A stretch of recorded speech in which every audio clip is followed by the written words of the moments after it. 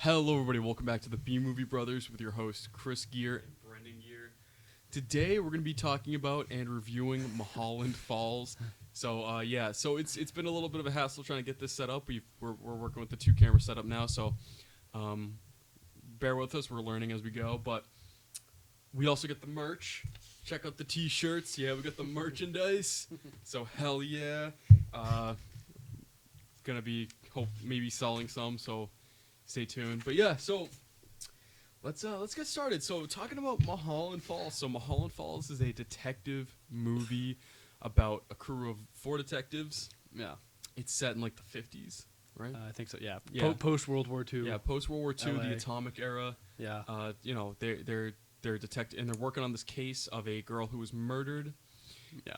And they, go to this military nuclear facility or nuclear site, and it turns out that the government was involved in the killing of this girl, and they were actually running experiments on people using, radiation, nuclear energy, whatever.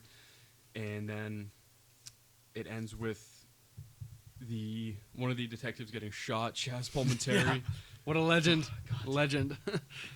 Legend. So let's get into the reviewing. So we're starting off with casting. So I gave casting, and actually before I say my score, we got a whopping cast of Nick Nolte, Yeah. Chaz Palminteri, Michael Madsen, and Chris Penn. Great cast. We also got John Malkovich, Kyle Chandler in his early days.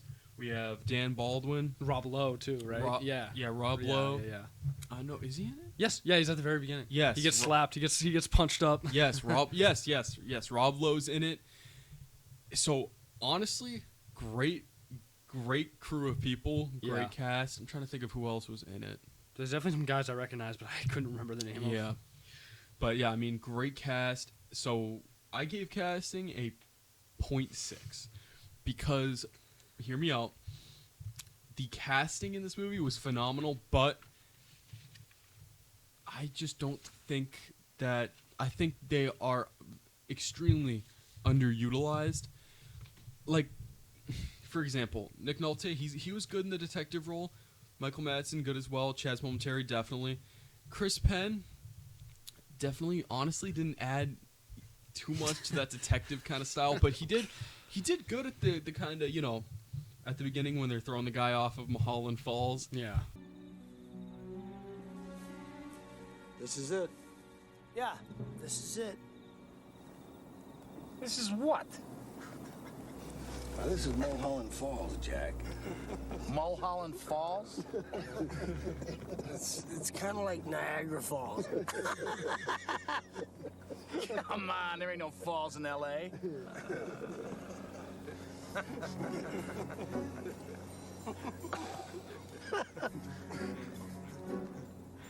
You guys can't do this. This is America. This isn't America, Jack. This is L.A.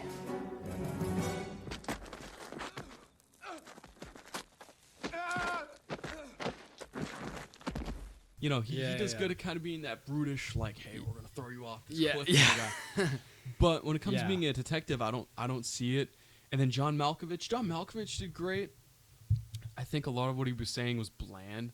I mean, it honestly at one point it just seemed like a science lesson, which Yeah, I was gonna say that. it technically was, but I think they could have done it in a more intriguing and interesting way. Yeah. He kind of went off on the typical monologue. Yeah. The scientific monologue. Yeah. Also, No. this isn't my normal hairstyle, by the way. My barber messed me up.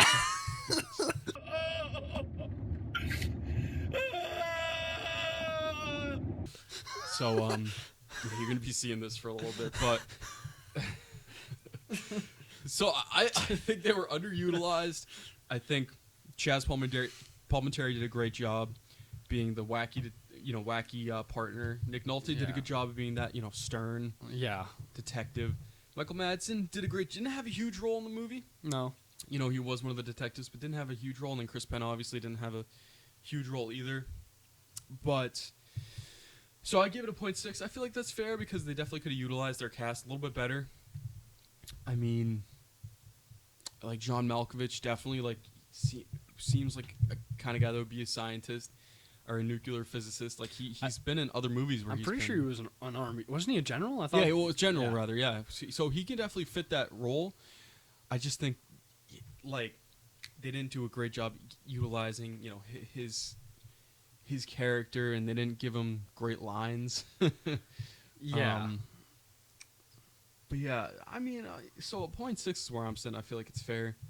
What about you? I give it a 0.8 just because of all the legends that were in there. I mean, the main four are really good, but then I mean, like you said, John Malkovich, Rob, like it was just kind of it was a star-studded cast, but they were all kind of the roles were kind of like like low key. I don't know. Yeah, that's the best way to describe it. They weren't like in like flamboyant roles. They were very like mellow roles, which I think is cool. They weren't, obviously I don't know when it was filmed. I don't know if it was the late 90s or early 2000s, but it was still, they weren't like, I don't know, like there was more than one main character. Obviously like Nick Nolte is the main character, but they all had a pretty big part. So it wasn't just like, the spotlight's narrowed in on one guy and then like everyone else is kind of supporting.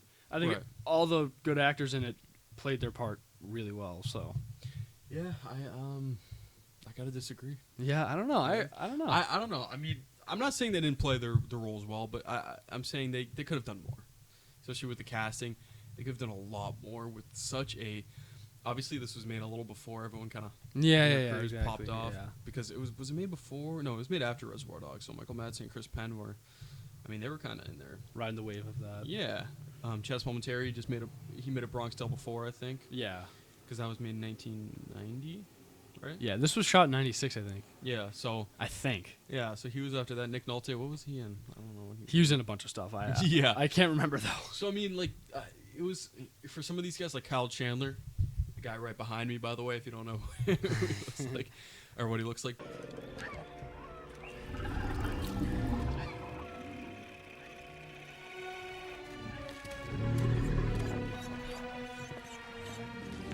Are you sure about this, Denham?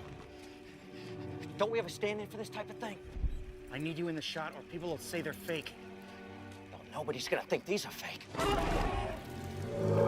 But, he was super early in his career, and then Dan Baldwin. I mean, what else has he been in? I'm not sure. I'm not too sure, but like, he, kind of at the start of some of these guys' career, John Malkovich. Kinda. He was in good stuff though before that. Yeah. Too, so I mean, definitely like early on for a lot of these guys. So it's casting's a touchy subject, but story. So the story, honestly, super. I think it's a good story. Yeah. Like these detective guys find this girl, and she was in like the desert, completely just buried in this, almost buried in the sand. And it has something to do with these experiments that are going on in this, because it's during like the nuclear era, like the 50s, like after World War II with like the atomic bombs. So they're like messing around with stuff, doing like experiments on people with radiation. So I think it's pretty cool that like they did a story with that, like it's at a military base, so they have to investigate the military base. And the military is kind of getting involved and being like, hey, you can't be here. Yeah. Like we're gonna throw you out of an airplane. So I gave story a 0.6. Because I think the story's interesting, but they could have told it a little bit better. I think that you have to really be interested in it before they started telling it, if that makes sense. Yeah. Like, the way they tell it, they don't get you, like, super intrigued, like, yeah. Like, damn, like, I want to know what's going to happen. So, I give it a 0.6. Still a good score. Because, I find the story super intriguing and interesting, especially during the time that it was, set, like it's LA, so it's got that noir style combined with that military nuclear era style, so it combines. It's so I think it's pretty crafty. Yeah, I gave it a 0.7. I think what both of us forgot to bring up is that the lead detective Nick Nolte and the lady that was murdered are in a affair. Well, I don't know if she's with someone, but anyway, Nick Nolte's cheating on his wife with this other lady, and she's murdered, and then the guys at the construction site find her, and then he gets called in, and that's when he kind of has to bite his tongue and not say anything.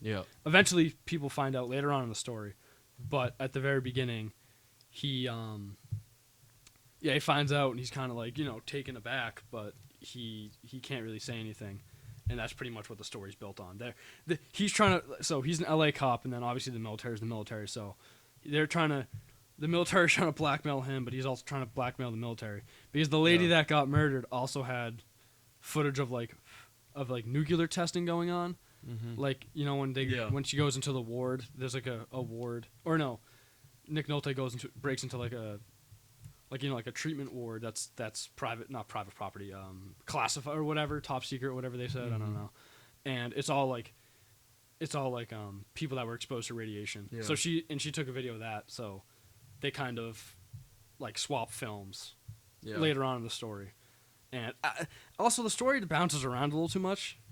Like at the towards the end, like they have a conversation with John Malkovich, and he's a little bit sick. They don't know what he has, and then at the end, like 30 minutes later, it's almost like 8 months in the future, almost like a year in the future, where he's like dying of cancer. Yeah, when like he gets the film, and then his wife sees him putting the film in his hiding spot, like of him having an affair. It's like, why wouldn't you move it, you idiot? Yeah. Well, they rip apart the wife's home, and he's not, and they rip apart their house looking for looking for the film canister. Yeah. They can't find it, and she calls him whatever and tells him, and then he comes home later in the day, and he just goes on into the rafters in the basement and takes it out, and then he puts it back, and she knows where it is, and then he comes home to her watching, you know, a sex tape of him having an affair with someone else. Yeah. I mean, so I think the story again. I think the story's intriguing and it's interesting because it really combines like two themes, like that noir and then that nuclear era theme. It does a good job, and it's kind of like to me it seems like a segue from that noir style into like new era exactly, of like themes and stuff. So like almost like Fallout, like the show, like it's theme fitting towards that, like radiation, nuclear energy, stuff like exactly. That. So so you gave it a 0.7. Yeah. Okay. So effects. So I gave effects a 0.7 because they did craft you with the practical effects, like the blood looks real. I like when they're in the shootout, like Michael Madsen's character and then Chris Penn, they have to flip the table, and he actually does something super smart, and he shoots the light to not reveal the position, and then so I like that. So I like that scene. So the effects for me get a 0.7, which is good. Hey, Earl. How's that chili coming? It's done. As my Aunt Mabel used to say, presentation is everything. I think you and Coolidge ought to open up an automat. The look is connected to the way it tastes.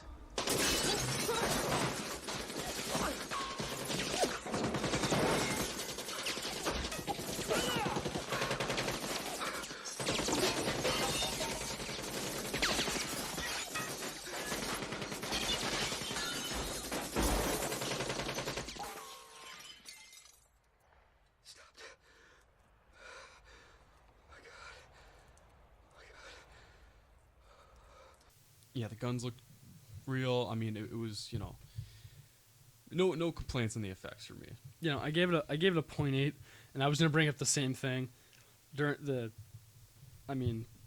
Palminteri gets shot in the end, and I mean, it's not like, and there wasn't any like CGI. I don't think there was any CGI in the movie, so it was all practical, and it looked good. Like it looked good for mid to late 90s. Movie where it's not like they have the best practical effects ever, or the best computer effects ever. Mm-hmm. And during the shootout, it looks like the place gets shot up. It's pretty good.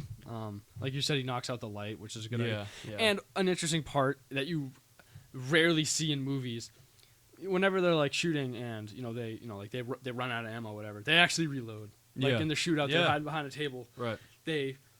I'm not a stickler, so I didn't count up how many shots they were taking, but they kind of like peeked over and like shot up outside, and then they go back and reload. And I think Michael Madsen like switches guns, which I think is pretty interesting. So it's not just like they had unlimited ammo. Yeah, definitely. Like again, no complaints in the effects for me, but quality, I do have a little bit of a nitpick with the quality.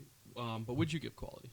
I gave quality a 0.8. I thought it looks pretty cool. Okay. I think I know what you're going to say about quality, so I won't say anything on it. Okay. But I think that the quality was fine. It's on par. I was pretty much there with you, 0.7.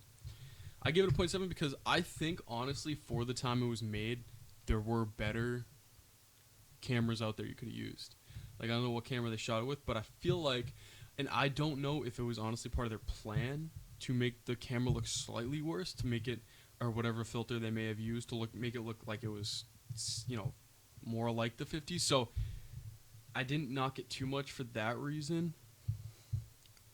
So I gave it a good middle ground because I feel like if it was their intention to make it look like it was set in the 50s, Yeah. then it deserves higher. It deserves a 0.8 or higher. Yeah. But for me, I'm sitting at a 0.7 because if it wasn't, then there's definitely better cameras they could have had. Yeah, I think That time. there was a little like wispiness in the camera, and there was like white spots that would pop up, like Yeah. the film like scratched or Like, like yeah, crackling. so- I think it looked actually pretty good. That's my thing. I don't know if it was meant, on purpose, but yeah, I don't know. So Yeah, yeah. um. I think it looked fine. Okay, so that's quality. So moving on to genre. So I gave genre a whopping 1. Yeah, I Full know we were point. talking about that. Yeah, because to me, if you've put it into that detective style, fits perfectly. And then what we were talking about before, that genre of kind of mixing the themes together, like noir and then that nuclear atomic era, Yeah. fits perfectly in there too, in both themes. So it gets a full point for me. What about you? I was gonna actually. That was the first thing I was gonna score. I was gonna give it a point, but then I didn't. I don't know why.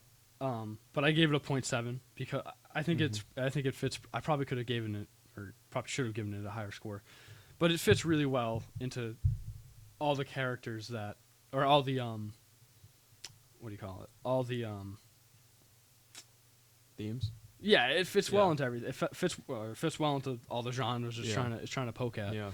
Like it's a good, it's really good detective film. To be I think honest, it to is, be yeah, honest. I think it's a good detective And you film. don't. I know this is not related to genre, but like you don't find out what's going on until kind of the very end of the movie, Yeah. when you're watching it for the first time. Right, yeah. So it's like it kind of has you like in suspense. You know what I mean? You don't know Yeah. you don't know what's happening until Right. the end. So Yeah. I think it kind of adding that on to that, you gotta wait, and it's detective movie, like you're finding out as much as the guys in the movie are finding out. Right. It's not like something that they don't. Right. So it's Yeah. like really, a really good detective movie because you're Yeah. kind of Yeah. waiting for all the information too. Right.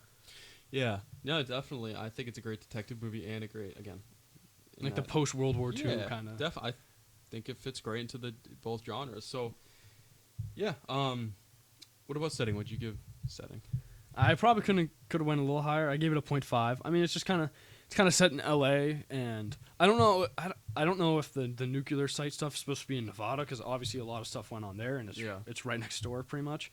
But even if it's in like the eastern part of California, it's still just kind of like desert and city. It's pretty Yeah. much just Yeah. Yeah, I gave it a 0.7. I'm kind of almost the same page. Like, it's just LA. Like, I think the places they did film were good. Like, the military base was cool for the most part. The city, they went up to Mulholland Drive and they called it Yeah. Mulholland Falls and they just threw a guy off of it. So it's funny. And I think, there's really not too many complaints with the setting. I just feel like, it's just LA. It's just, yeah. it's- Which is honestly a perfect setting for a noir Yeah. detective movie, though. Yeah. It's either you can either really go like Like that when- New York or like Miami. yeah, and it's, the LA didn't really have a mafia or mob. Yeah, no, they were just kind of. That's what I originally, whenever we were talking about it, I was like called it a mafia movie. Then I had to catch myself, and I was like, it wasn't a mafia movie. It was Yeah. it was just a Yeah, right. Yeah, detective movie. 0.7, 0.5, good scores. So would you give music? I gave music a 0.5. There wasn't. I don't know. The music was pretty good. It was Yeah. just kind of. There wasn't like.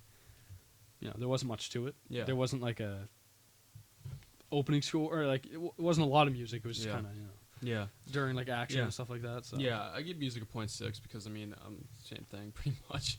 I think the music that played at certain points, like it helped you kind of get into the feel of the Yeah. scene. But besides that, nothing really special. So cinematography, I thought the camera work in this movie was pretty good. I thought it was good camera work. Nothing. Obviously you're not gonna get anything super crazy in a detective noir movie, but yeah. I gave it a 0.6. They did good with the lighting, camera angles. So, Yeah. 0.6 for me. What about you? Give it a 0.7. I mean, I was talking about it before. Wait, 6. Never mind, ignore that. I brought it up before. There was a lot of like rolling camera shots that looked really good. You know, he was walking through the house and there was like the tight kind of entrance ways and it kind of tight.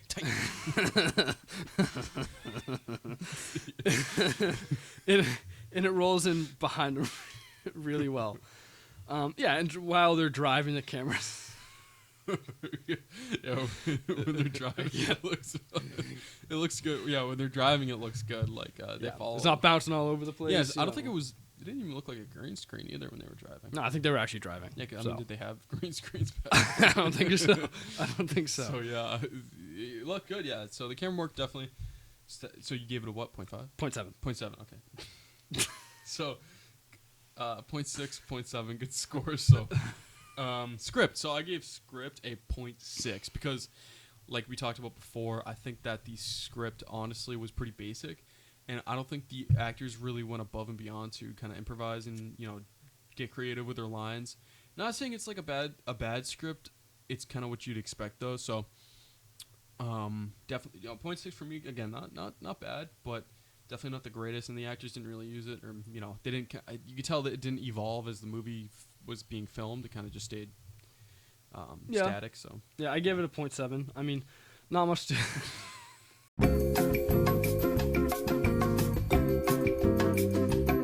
So we're gonna skip script because we cannot stop laughing our asses off for some reason. It's a 6-7 joke, by the way. So I gave performance a 0.5 because you have to go out of your way to actually find this movie because it's not like a big. I mean, that again. Take it with a grain of salt because we're thinking about changing this. Yeah.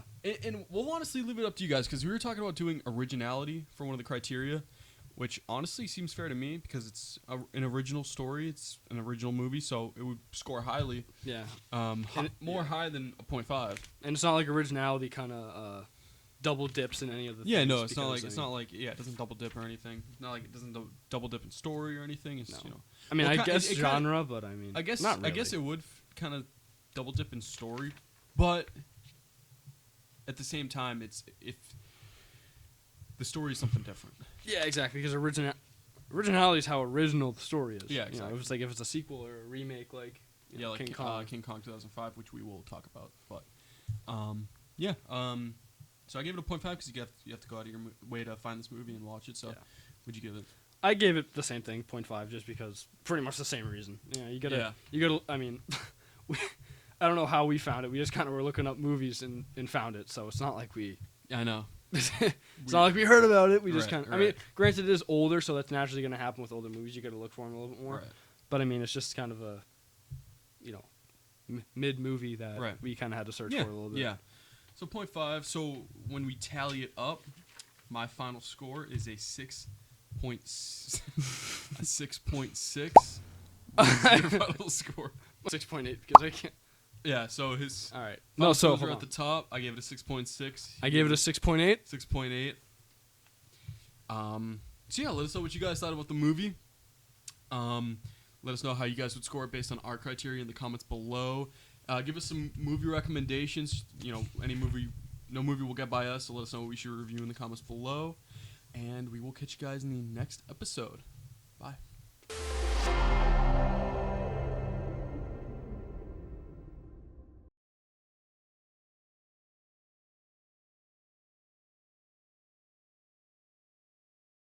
So what'd you give script? I gave script a 0.7. Pretty much, I mean, it's a pretty serious script because it's a noir detective movie, so it's not like it's going to be a comedy with, laugh tracks and everything like that. And, I mean, it also wasn't bad either. I mean, there was some funniness joking to it, but also it's just kind of like the, very, brunt, detectives that are kind of a-holes because they go around beating people up, so. Yeah. Okay. Yeah. That's fair.